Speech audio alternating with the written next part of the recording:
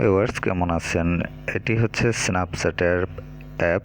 তো এই অ্যাপে কি অপশনগুলো রয়েছে সেই বিষয় নিয়ে আমি আলোচনা করেছি। এখানে দেখতে পাচ্ছেন এটি হচ্ছে ওপেনিং ইন্টারফেস, এবং ওপেনিং ইন্টারফেসে এখানে ক্যামেরা রোল রয়েছে, স্পটলাইট রয়েছে, তারপর যে প্রোফাইল অপশনে এখানে অনেকগুলো অপশন রয়েছে, এবং সেটিংসের আন্ডারে এখানে অনেকগুলো সেটিংস রয়েছে।